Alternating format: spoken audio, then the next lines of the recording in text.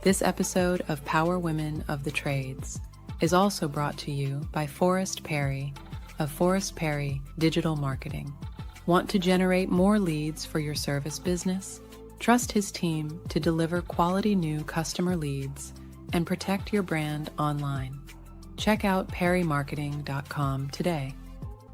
Hello everyone. We want to give a quick shout out to our amazing partner, Rilla, the game changer in the home service industry. Rilla's virtual ride-along software means no more physical ride-alongs. With Rilla, you can coach your team virtually 100 times faster and boost your close sale rates like never before. Don't miss out. Join the movement today and watch your sales soar. Visit rilla.com/PWT to learn more.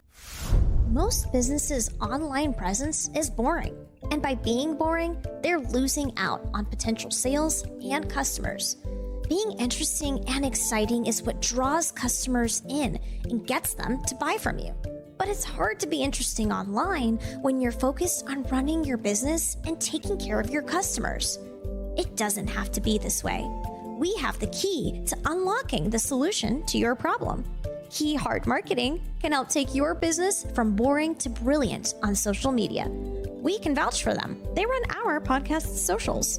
If you want to have a strong social media presence that allows customers to know, like, and trust you, connect with Key Heart Marketing at keyheartmarketing.com. Welcome to Power Women of the Trades podcast. This show is all about breaking barriers and changing the game. Our guests will feature some of today's most successful female entrepreneurs and other advocates of our industry as well. Because if there's one thing we know for sure, female-led entrepreneurship drives change on multiple levels. We want to empower women in the trade industry like you so you can maximize your potential, stay balanced, achieve long-term success, and claim ownership over your life. Let's get started. Welcome back to Power Women of the Trades podcast with Cassie and Heather. Today we have Jean Florea, and so excited to have you. Welcome to the show. Thank you. We were just kind of like chatting before, and here's the deal. You live in Oklahoma City, right? Okay, so it's crazy because like I live in Tulsa and you're in Oklahoma City. And okay, how long have you lived in Oklahoma City? Okay, so I was born here, Norman, and then we moved 20 times before I graduated high school. So I kind of lived all over, but most of my adult life I've lived here in Oklahoma and around Oklahoma City. So I say this because most people like, and when I get outside of Oklahoma and I get to industry events and I get to things, people are like, so do you guys have teepees? And I'm like, dude, it's 2020. Yeah, then I tell no, you have to pay extra for those at glamping now. Like, yeah, it's 2025. Actually, we could find some teepees, but we also have like, running water and electricity, and we have an NBA basketball team, and we have a lot of things. It's just like I have literally talked to people on the phone, like through like tech support or something, and they're like, "So tell, like, what is Oklahoma like?" And I'm like, but it's anywhere else. Yeah. What do you mean? It's the wildest thing. The perception of people, like if they've never traveled to Oklahoma or have only like read things, that it's like the craziest thing that I've been asked. So anyway, so whenever I do meet someone else in like doing our same like trades type work from Oklahoma, I'm like, hey. There you go. Yes, we are here. In fact, my husband moved to Oklahoma. We've been together 10 years. He was probably here about 5 years before that. And it was for the jobs, for trade jobs, because how well Oklahoma pays. And I'm sure it has a lot to our ties to our oil field and stuff like that. But we definitely pay much better here in Oklahoma than in Tennessee. So yes, absolutely. I just did a news. That's interesting. Yeah, Heather, it's like in Heather, because she lives in Oregon and she's our CFO. And so sometimes like the perception of what things should cost, it's not as it's it's different, but it's crazy because like our wages here are higher than most people think they should be, but it's because we've driven that up for our teams, but also like we are a blue collar state, we're just a blue collar. I just did a news segment because we have this $4 billion aluminum plant coming into the port of Catoosa. And like, it's already been voted in. It's here. It's coming. It is what it is. But, people are pissed and they're trying to spend the positivity on it. And so the positivity that we were talking about was the 1,000 jobs that it's bringing in. That will do for the housing industry, for new homes and remodels, and then how that affects the rest of us. And I think people forget that. So, sometimes like that, when one thing happens, the flow that comes with it. But again, we are a heavy blue collar state. That is not something that we should be ashamed of. Like, we should be proud of that. We have some some hard ass workers. And so I really love that. But I love actually watching the economy in Oklahoma versus here in Oregon is so different. It really is. So different. Now we don't pay all of our workers here in Oklahoma what they should, but blue collar, we're pretty far up there. I know a lot of you know that I started as a teacher. And so, definitely in our education, we're lacking a little bit in our teacher pay, but our blue collar, we got it. Yeah. Yeah, we definitely are looking in teacher pay for sure. And so it's so interesting, the industries that have taken care of each other, and then the industries that like, hey, we're the future of our lives. Let's just pay the teachers the lowest wage possible. It's wild. It's absolutely asinine. But let's have such a teacher shortage. We have to look elsewhere to find them. But hey, it's fine. So, okay, Jean, so tell us a story. So you have your WorkHers United now, but you and your husband own an electric company? Well, we did. We have recently, within the last year, sold it. Okay. And so we'll rewind a little bit. I started as a teacher, and my husband started the electrical company while like mid-school year. I think it was like January 1st. He was not supposed to. We were going to wait till the summer. He launched it. Was like, we're doing this. Okay. That summer I quit and came on full time. It was excellent. Our first year it was over 800,000 in sales. It went fast, went hard. And that was probably our problem. I won't call it too much of a problem, except it was overwhelming. And when we had an offer to buy, we're like, oh yes, okay, let's do that. When you wake up in the middle of the night and you can't breathe because one of your workers has 8 children, you're like, oh, how are we feeding all of those? But we loved it, and it was great, a wonderful learning experience. I can't say that we won't do it again. I'm sure we will. Maybe go a little slower that time. But tying that into WorkHers United, what I found when I was doing hiring with the electrical company, no girls were hiring. It wasn't that we had not qualified or anything like that. Absolutely no girls. And I was frustrated because I knew a couple female electricians. I tried to hire them, but they made more than me and my husband combined. I mean, of course, we were first-year business owners. We didn't make a lot, but they were extremely well paid. In fact, one lady I tried to hire, she got 3 raises just because they found out we were trying. So I was like, you're welcome. We can try this again later. Maybe you'll get another raise. So I just kind of started looking into why aren't girls even applying? And of course, I could do my own guesses and everything. I taught high school. I taught high school girls. And basically what it came down to is it was never offered. It wasn't even a suggestion. It wasn't even a possibility. It was just not even thought about here, especially in our Oklahoma schools. And so I talked to some of the closest people around me, and being a teacher, I wanted to start an educational program. I wanted to start like, how do you get into the trades, especially for girls? And I went to my CPA, went to some other people, said, no, this is a nonprofit.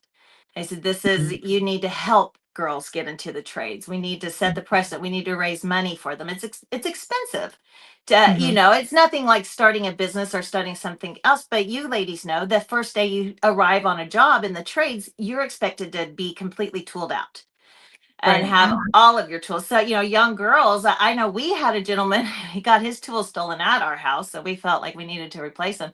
And we're talking, well, you know, anywhere from $3,000 to $5,000 because it's their hand tools, all the drills, the mechanicals, stuff like that. So we've started stuff to raise money and do scholarships for tool out scholarships. Most of the schooling here in Oklahoma is free. Kind of. So if Kind you of. start in high school, yeah, kind of. If Yeah. you start in high school, or I'm almost positive it's up till 25 now, that you can do a free program in our trade schools if you graduated here in Oklahoma. Now, if you go back later in life, it will cost, and so we have scholarships for that for ladies who want to start later. And I say we have them. We're a baby nonprofit, so we're still in our first year of raising the money and getting the funds, and so looking forward to having our first big gala so we can get those big scholarships going. Yeah, for sure. So that's, you know, kind of like how this podcast started was myself, you know, I started the business with my husband and we grew super quickly and we grew fast. And like you said, you know, it takes, I don't want to say you either decide that you're all in or you decide that, you know, like you said, you wake up and you're like, shit, I got to pay people, you know, Yeah. and that's hard and it's scary, right? Like Heather's our CFO and there's days I'm like, yo, you know, and we're doing like big business now, you know, but we have 90 families to feed and it's scary and it's hard. And Yeah. for some people, the sell option is a great option for them. For some people, they're stubborn and crazy, like my husband and I, and are just like digging our feet in and like, no. But, Right. you know, whenever I jumped in, I never imagined that I could have a voice in this space. I just was like, what do I know? I don't know heat and air. I don't know this. And then the industry's changed so much in the last 5 years. And we are seeing so many more people jumping in and learning the trade, but it is intimidating and it's hard. And am I going to get taken serious? Is a man going to work with me? And we have like the wildest things to overcome. Is a man going to work with me? Is his wife going to be mad I'm working with him? Like it's the Right. craziest stuff. But like there is like such profound income and capabilities in our space that, you know, for so long it was just like the trades are the plan B. It's the backup. And Absolutely. Well, and that what statistics are showing right now, over the next few years, there's going to be over a million trade jobs available. And also right now, the average age, and I'm sure this has changed. I should have looked it up, but it is basically in their 50s for an electrician. And so they're aging out, they're getting older. We had a huge push in America around us for college. In fact, most high schools had to jump on and get on the trade, and it became part of their mission to make kids college ready. And so I really feel like that was a disservice to our trades. And so we've missed out on, I believe, of years of really pushing the trades and getting kids back into those fields. For, I would say, not recently, but you know, there was a 20-year gap where the trades weren't even brought up as an option. And you know, even in my generation, I'm a little bit older than Cassie. Everybody was pushed to go to college. Nobody was going to trade school. And then we had that big, that No Child Left Behind, that whole thing, and it was a great program. And there's, you know, every program has its problems, but it was specifically, we are getting kids ready for college. And so we've pushed it. We have millions and millions of dollars of debts. You know, kids are coming out of college with millions of dollars in debt and then going to trade school and like, I can make more money doing this. I still have student loans. Well, and there were so many, like, you know, I remember just when I graduated school in 2003 from high school. And I remember how like significant the conversation was about how I had to go to college and I had to do this and right? And I went to school to be a dental assistant that I've never done. I've talked about that a little bit. And that was a trade school, right? But it was like, well, if you don't do good in school, then you're going to have to be a plumber. And it's like, what the hell, bro? Like now on this side of it, we're like, what the hell, bro? Like we need clean water. What, You're right. You know, we need electricity. We need cool air. Those are like very important. All three of those are super important in everybody's day to day. And for so long, the narrative said you were going to be nothing if you didn't go to college. And I can say in Oklahoma specifically, because I have a high school student, and now that's shifted in the way of they have a couple options of how they get their credits. So they have I think 2 options, and it's basically option A is you are going to go to college. And so you have to have all of these credits in high school to graduate and go to college. And then option B is a trade school or work. And so you have not the exact same requirements. Right. And so that's been a nice shift, because some of these kids that were forced to do some additional English classes or additional, additional classes that weren't necessary because they were never going to go to college. And, but that didn't mean that they weren't capable of becoming something. Oh, absolutely. And, in the trades, what we have shown is that women make 99.8% of equal pay with their male counterparts. And that just does not happen outside of the trades. And that ladies are getting much closer, and we're getting better. It used to be 50 cents on the dollar. It's getting better outside the trades, but in the trades, it is almost exact. That I mean, it's based upon your merits, and you're based upon what you can do, not what male or female genitalia you have for the day. And I really love that. I mean, I will say I got into the trades in 1998, and in 98, I remember being laughed at for thinking that I'd have a place here. Yeah, and I fought my way to the top to gain that respect. And I've been a big proponent for the trades my entire life. And I love now, my kids are all grown. My youngest son, I won't say he's in the trades, but he just graduated the fire academy. Yeah. He didn't want to go to college. He wanted to get into something else. He considered the trades. He wanted to be an electrician for a while. And then when we sold our company here in 2022, he's like, I think I want to be a firefighter. So at least, I think I'm seeing with my son and his peers that they are looking at other options, which wasn't the case when the three of us were graduating high school. It's like what Cassie said. Everybody's like, what's your plan for college? What's your plan for college? What's your plan for college? And yes, I did go to college. And yes, but what I went to college for originally and what I ended up doing is not the same. I went to college for microbiology and biogenetics. And then I got into the trades in 1998. And I'm like, no, when I was told I wasn't going to be able to really ever hold a significant place in the trades, I was like, okay, you can hold my beer. Yeah. I went the accounting route, and that's what I've been doing for the last 28 years. And we've seen a lot of that. And right now, the facts and figures are about 11% of the trades is female. That's baloney, because that's owners. That's people in the office. That's ladies, in finance and HR and stuff like that. Right now, they're saying that females make up about 4% of electricians. I tend to think it's a tiny bit lower. Canada is a little bit higher, but we've created environments in the trades that are not exactly welcoming to women. And one of my biggest things, and we do with Workers United, a campaign we started, is called Pink is Not a Punishment. And if you ladies have ever been on a job site, if you forget your tools, if you forget your safety gear, what color are they putting you in? Hot pink. They give you, they usually, a lot of times, the owners, the superintendents, they have a set of hot pink tools, or they colored it hot pink, they put hot pink tape, something.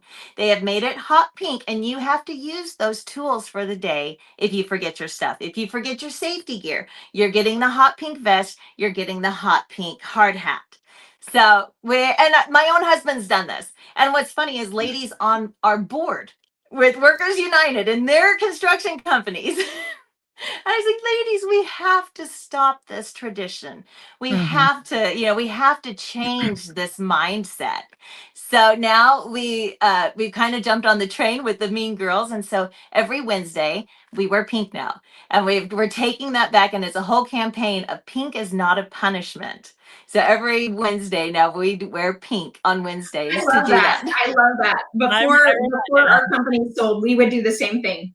It was on Wednesdays we wear pink. I love that. Yes, yeah. Just reclaiming and taking that power back from pink. Yes. Yeah. So, and again, I'm going back to like the conversations. And so I kind of get the gist of like what inspired you to create WorkHers United, but what kind of things are you doing now? And like, are you going to the trade schools and speaking, and what other things are you doing to promote that? Yeah, everything I can. So, yeah, you know what was really cool? I went to Canadian Valley Votech and spoke. But the reason why I started there, the gentleman reached out to me, and of course I can't think of his name right now, but he reached out and he said, you have to come. He had 8 girls, and this was last year, in his electrical program. I was like, what? Yeah. And yes, I went out and he had 8. And so it's catching on. They're getting especially in, oh gosh, my heart cries for our small towns of Oklahoma. I mean, what do girls do in small towns? Right. Grow up, get pregnant, and go back home and raise the babies, right? And there's nothing wrong with that. Nothing wrong with that. But there's not a lot of options. And so, and rural. Yeah. Right. Well, and when you turn on HTV, what are you seeing?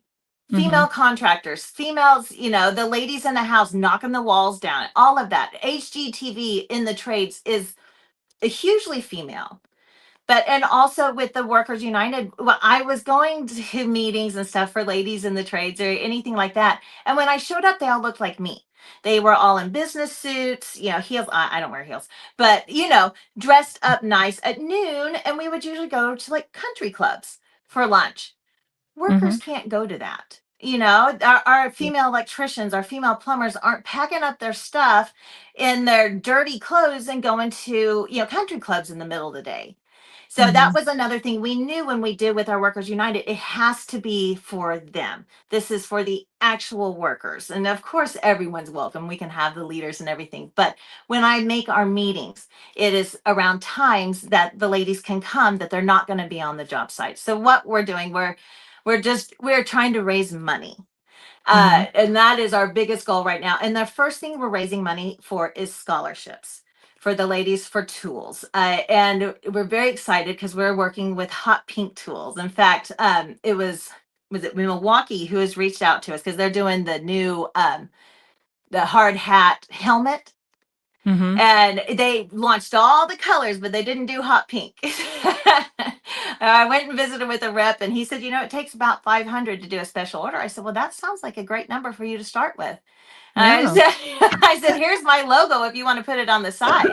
I'll help you get it out. So they're still talking. The Oklahoma is starting a new push for trades more into the schools. So up at the Capitol, they've asked if workers would like to sit on a committee with them. And so we jumped at that to help write some laws. It hasn't started yet, so I'm not exactly sure what it's going to look like. But so right now we're just trying to get in. We're making a video that we can send out to the high schools. And so either us in person come do a presentation to the girls and just let them know what's available in the trades. But also commissioning a video so we can send it out so the counselors and the teachers can play it, and so the reach can be farther. They just cost money. Yeah, it all costs money, right? But then like for people listening who maybe are like, how can I do something like this in my area? You don't, and Jean, I love that you've created this nonprofit, and I am here to champion you for that.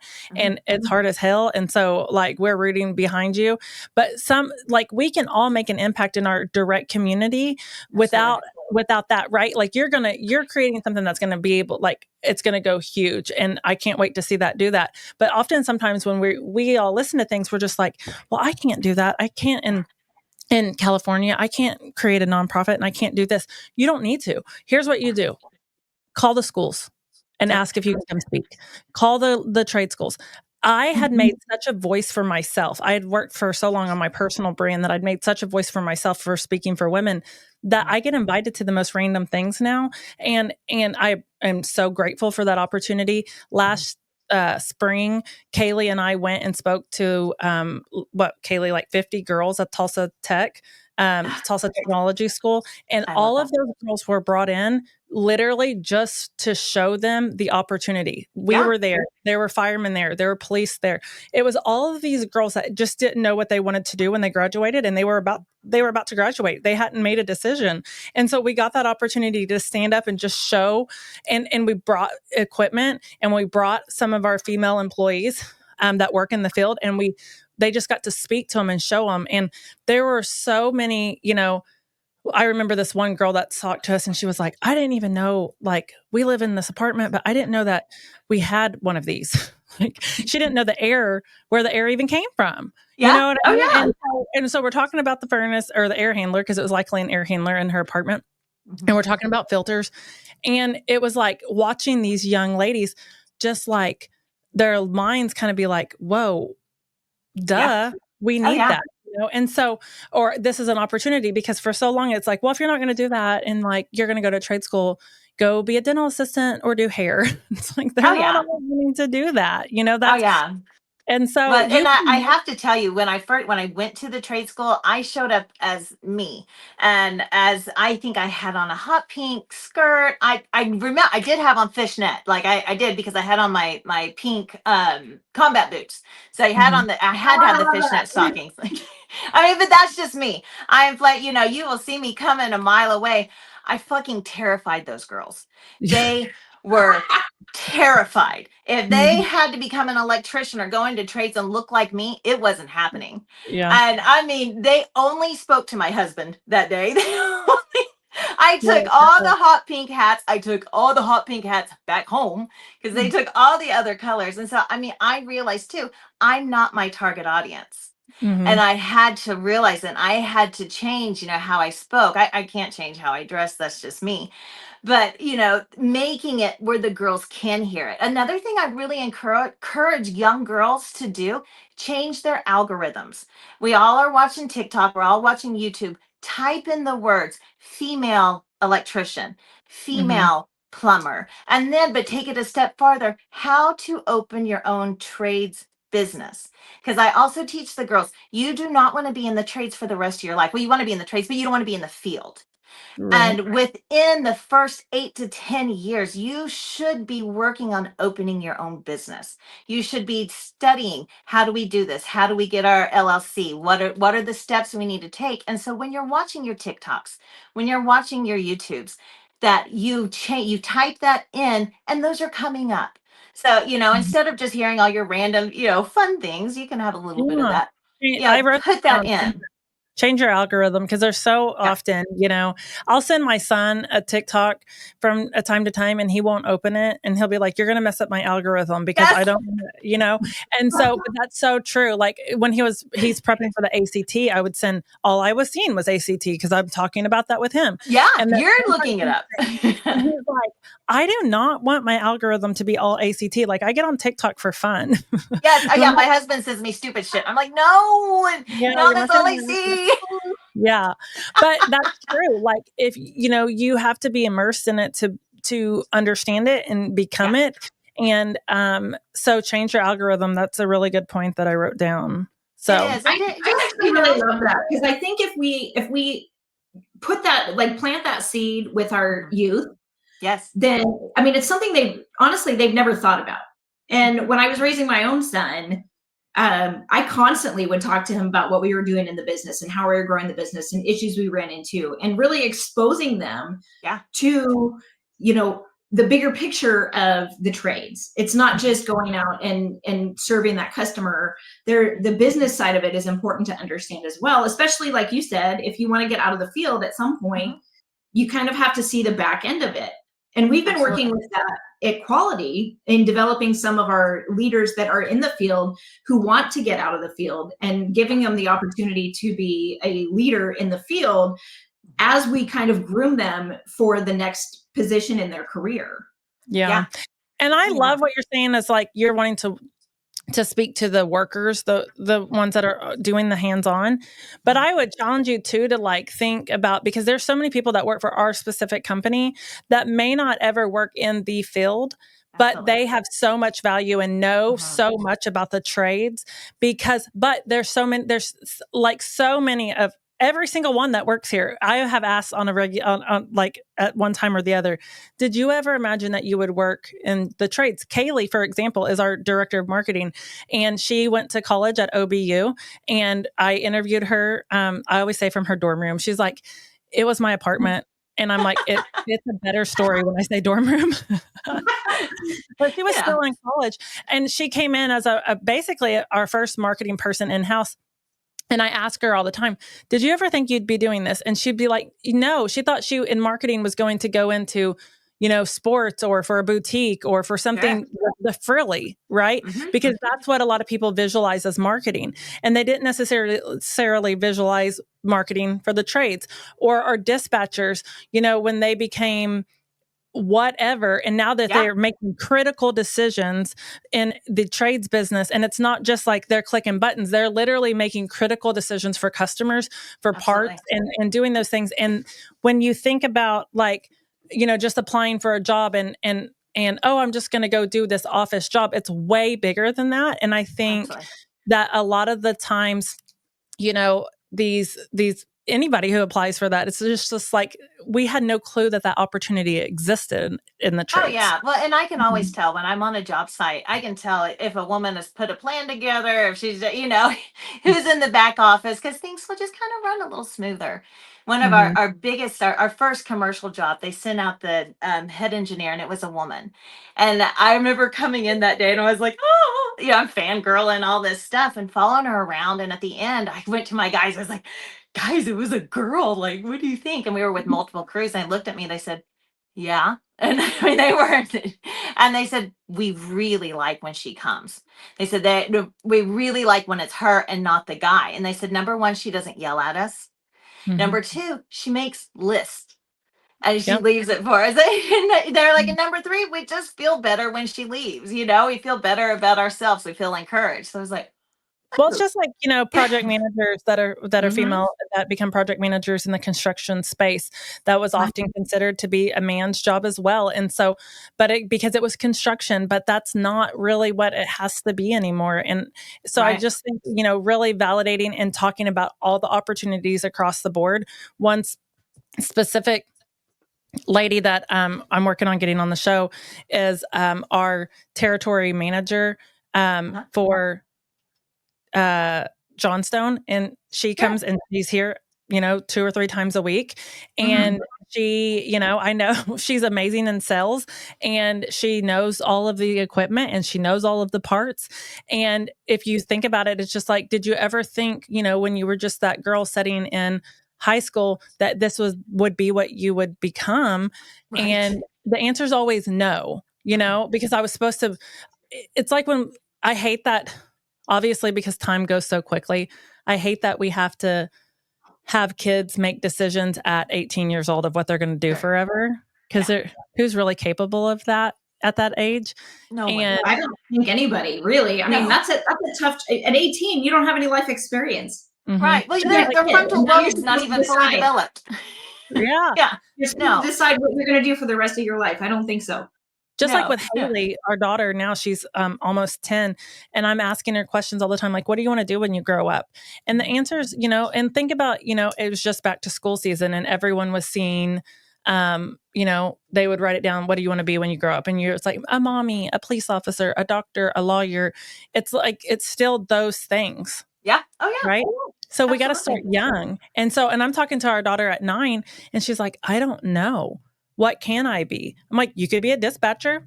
You could be a project manager. You could be. Well, yes. If you go look now on toys, I'm so proud of Stanley for doing this. But like, if you go look in Walmart or whatever toy stores, that when they're putting out their fake toys for kids, like the power tools, they put girls' pictures on there now. Yeah. And so every time I see that, I'm like, yes.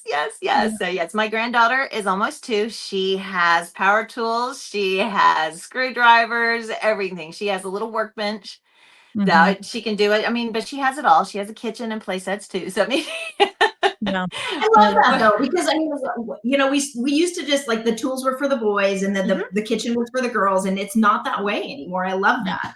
It doesn't Oh, have yeah. to be that way, for sure. Oh, absolutely. And Okay. you asked what can people do just every day, and this is kind of my answer. Even if you're not in the fields or the trades or working in the fields or any of that, is the one of the main reason why this has all happened. We live in a patriarchal system. We live in a patriarchal world, um, but that's starting to change. We're starting to see the females, get the voice and rise and do all of that lovely stuff.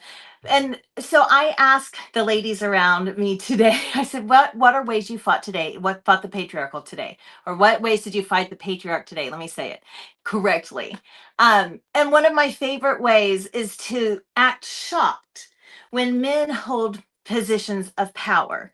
And so, because we used to be like, oh, female lawyer, oh, female doctor. And so putting that energy back out there. And always using, you putting those gender, if it's a female firefighter, then we say a male firefighter. And so it's just, we fight those systems that are in place. So even if you're not in the trades, what are you doing to add to ladies that want to be? What are you doing to add to the fight to make that equality outside of our home? I've said a lot of controversial things too, so I fully fight for women to have equality in their home. I was raised very, very religious, and I was taught that I didn't even have a say over my home. So I fight that. I fight that very hard, that women should be leaders in their home, or we will never have equality outside of it. And so, I got a lot of battles that I'm facing. I'm taking on the world. But even if you're not in the trades, how can you fight for women to have power and be welcome in every room? I love that. And I just want to leave that there, like that's the statement of the show, how can you fight for others and to be included or have the opportunity. Absolutely. So, it and was one of our good. programs that we say, if it's not safe for her, it's not safe for him. And so that it truly is equal on the work sites. They say that it would be a toxic environment for women to come onto the job field. Well, I'm sorry, a toxic environment is a toxic environment. And a toxic environment is bad for men too. So if it's not safe for her, it's not safe for him. And we can work on that. And so it's equal. I love that. Let's give that the title of the show. If it's not safe for her, then it's not safe for him. I love that. Period. Mic drop. Gina, it was so nice to have you on the show. Thank you for taking some time this morning to spend some time with us and tell us all about yourself and WorkHers United. We will be sure to include your contact information and how to reach out and learn more about WorkHers United in our show notes. And again, thank you so much for all that you're doing for the women in our space. Thank you, ladies. I was so excited to come on. I didn't sleep at all last night. I was so excited. Awesome. Well, thank you. Thank you so much. It's been great to talk. Thank you. This has been Power Women of the Trades. Like what you hear so far? Leave us a review at Apple and make sure to listen to our other episodes wherever you enjoy listening to your podcasts. Thanks for listening, and we'll catch you on the next one.